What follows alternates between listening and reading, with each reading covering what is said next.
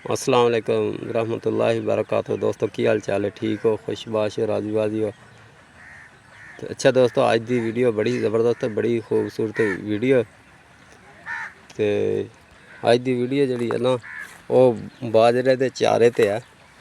बाजरे का चारा बड़ा ज़बरदस्त होंगे। जिस टाइम ये तकरीबन 4 तो 5 फुट यदा ये 6 फुट कद होंगे ना, तो उस टाइम ये चारन के काबिल हो जाता, काबिल होंगे गाचे के तौर पर। जानवर बड़े शौक नाल खाते हैं क्योंकि ये सिट्टे वगैरह नहीं निकलते है उस टाइम।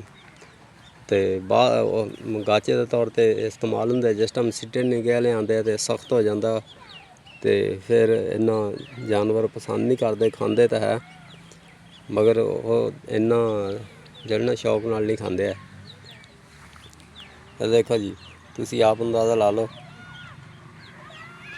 तो तने तो ला के एदा कद है ज़्यादा तो ज़्यादा 4 तो 5 फुट होएगा।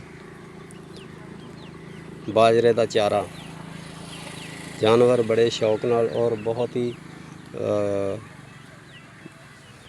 ज़बरदस्त किस्म का चारा होंदा। तो जानवरों का पसंदीदा चारा। अजकल इसका रेट तकरीबन 5 तो 700 रुपए मरले के तौर पर मिल जाता है। आम तौर पर 5 तो 700 रुपए मरले के तौर पर।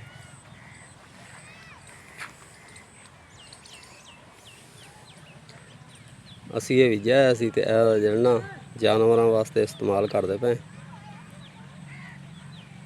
हथ लग्या है।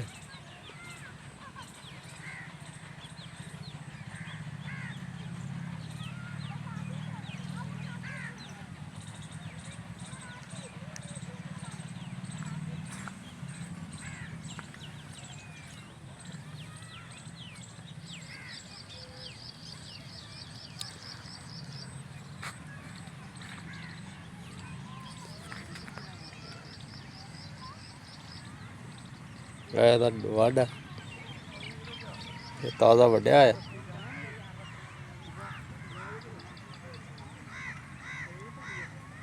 देखो वड्या जड़ना पीछे जड़ा कोई बच गया तीला, बिल्कुल फ्रैश और ताज़ा इनू असी जड़ना वड्या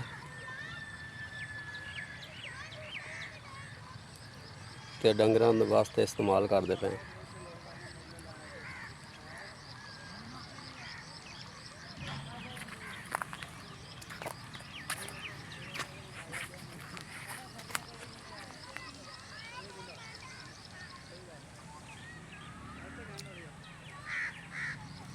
बहुत प्यारी और बड़ी ज़बरदस्त फसल होंगी है।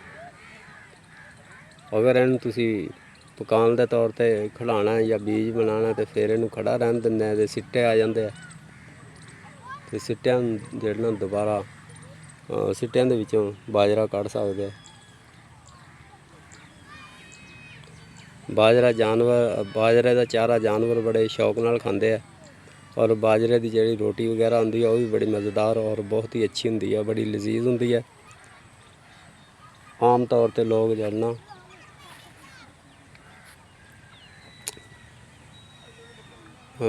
बाजरे की रोटी इस्तेमाल करते, ज़्यादा तो नहीं, कुछ लोग शौकिया तौर पर। और बड़ी ताकतवर और बड़ी ज़बरदस्त जड़ना वही बाजरे की रोटी होंगी है। अक्सर व बेशतर सर्दियों के साग वगैरह के नाल जड़ना इस्तेमाल कर लेंदे है।